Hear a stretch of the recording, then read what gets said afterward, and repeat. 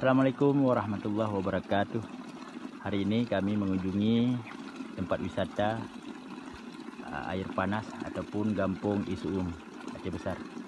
Ini adalah mata air yang langsung dari pegunungan. Ini bisa kita masak telur ya, 5 menit langsung matang. Ini mata airnya.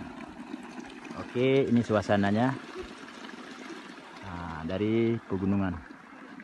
Mungkin ada belerang di sini. Ada gunung berapi di daerah sini. Panas sekali. Sana juga ada tempat mandi yang sudah disediakan, berupa kolam renang, tempat pemandian.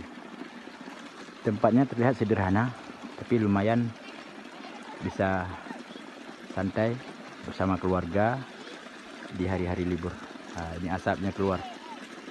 Oke teman-teman, silakan berkunjung ke tempat pemandian air panas ataupun mata air pegunungan. Ini asapnya keluar. Isuum, Kabupaten Aceh Besar, ya, Jalan Pelabuhan Malahayati, Aceh Besar.